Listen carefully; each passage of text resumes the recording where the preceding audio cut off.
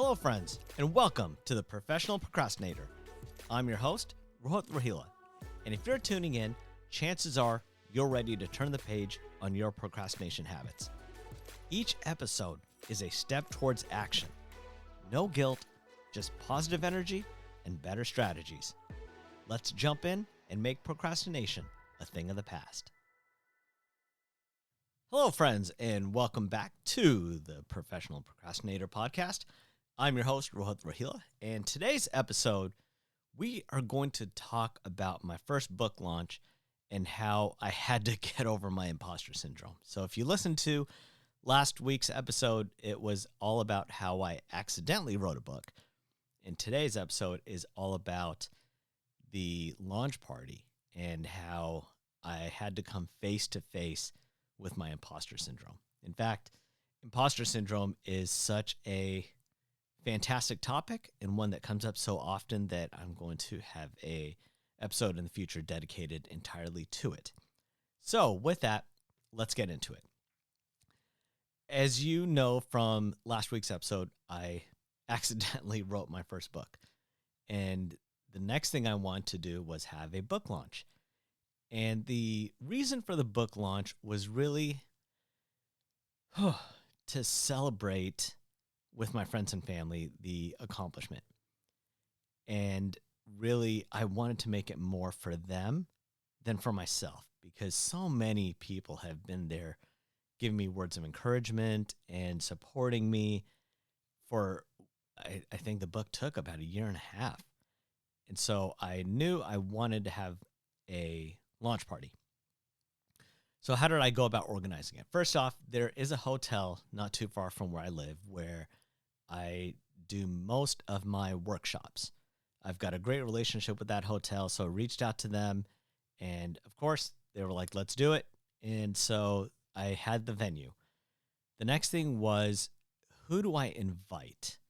And this was interesting because in the book, one of the things that I spent the most amount of time on, and was by far the most difficult part, was the thank you page. I'm someone who goes so far beyond what normal people would typically do when it comes to thanking people and appreciating people. The special acknowledgments page, the thank you page in the book, I can't even tell you how many pages it was. And it was so difficult for me to write because I didn't want to leave anyone out.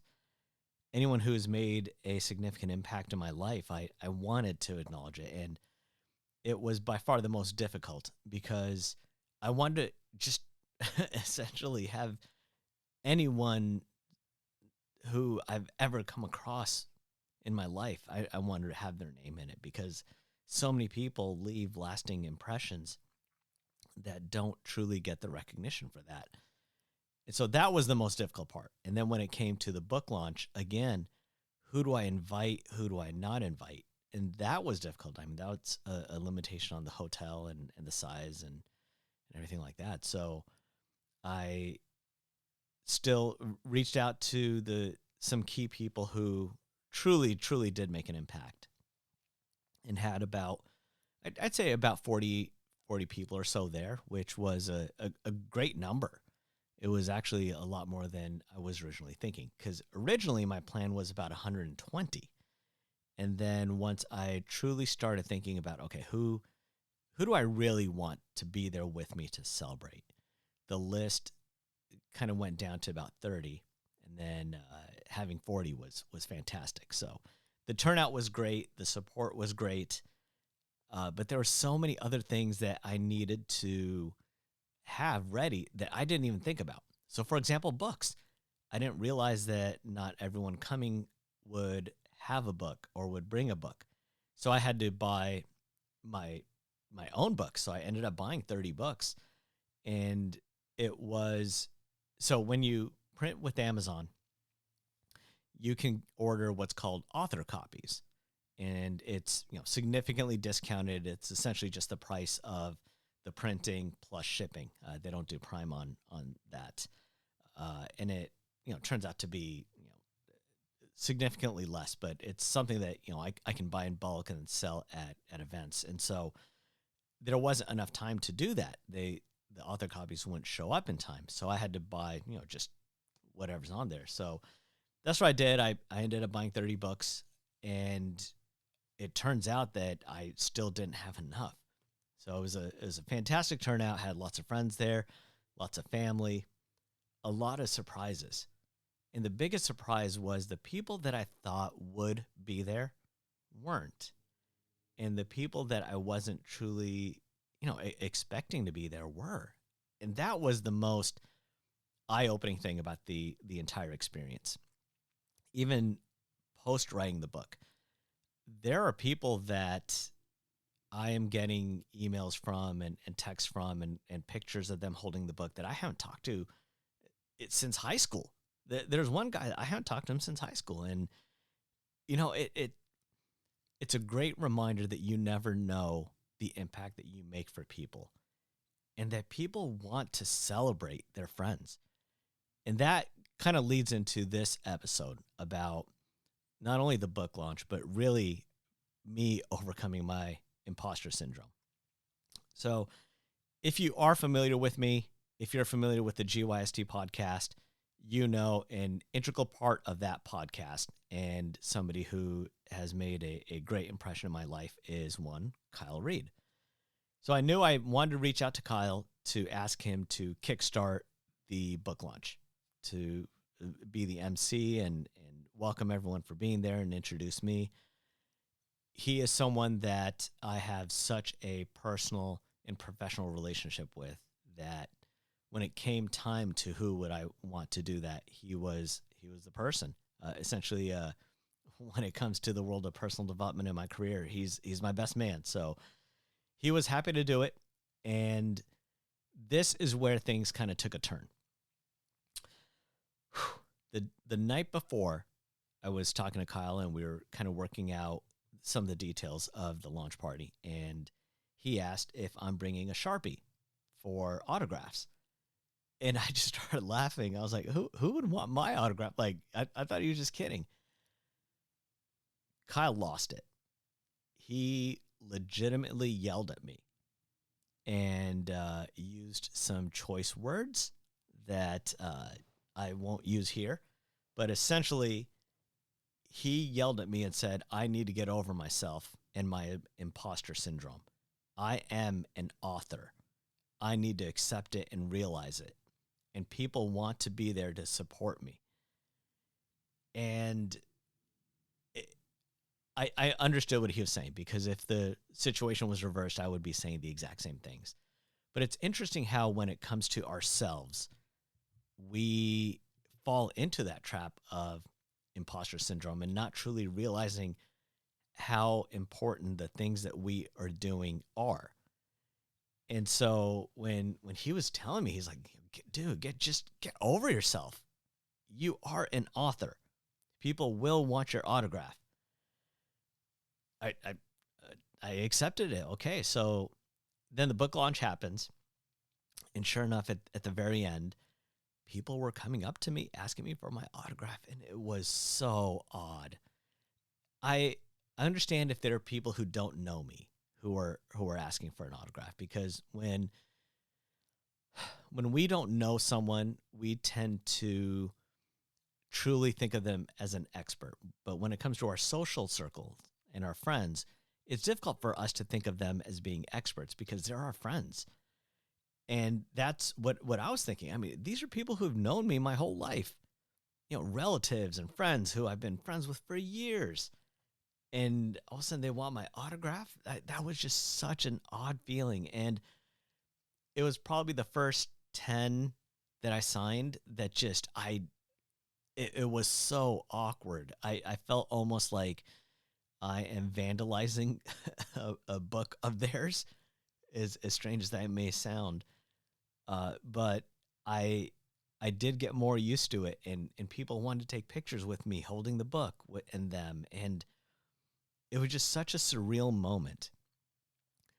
And it's interesting how we view others versus ourselves. Celebrating the success of others is easier. Supporting others is easier. But the thing is, until we see ourselves as experts, others won't either.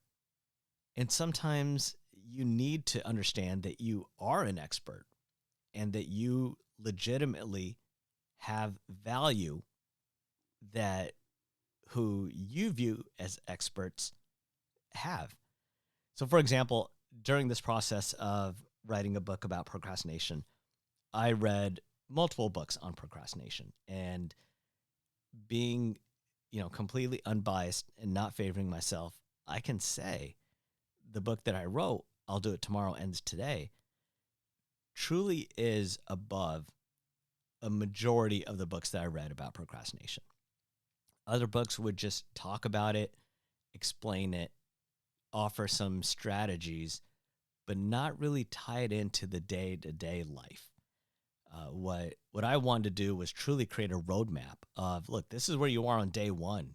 You don't even know what the word procrastination is.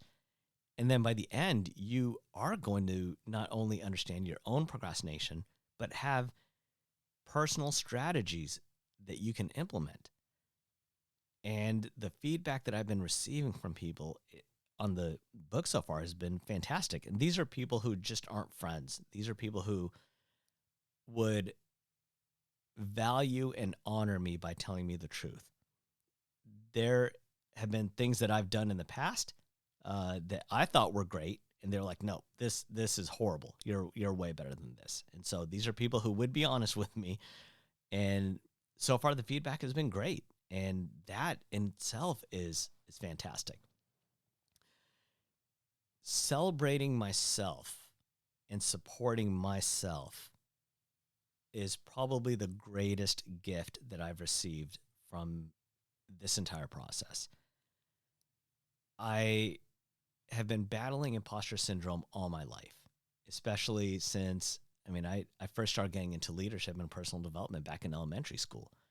And where I should be compared to where I am right now is a direct result of imposter syndrome.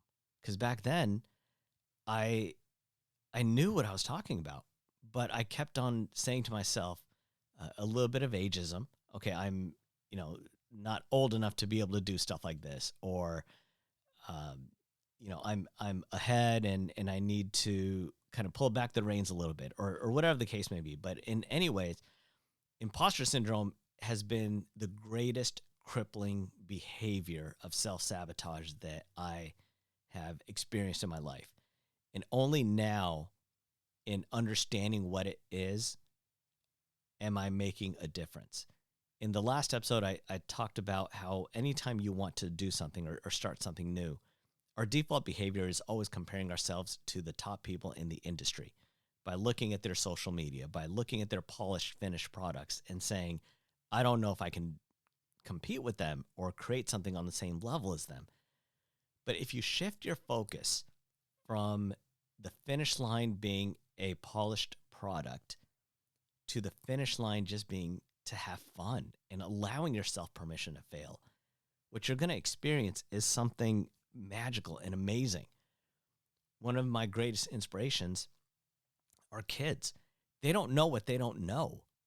And so they believe in the impossible. And why is it as adults we don't? We settle. And when you settle in life, what you're doing is you're living a life of mediocrity. And we're all too good for that. So to sum it up, today we talked about how I went about planning my first book launch and how I had to get over my own imposter syndrome. So thank you for spending your time with me. Hopefully it wasn't just another form of procrastination. I'm Rohila, reminding you that sometimes later becomes never. So do it now. You deserve it.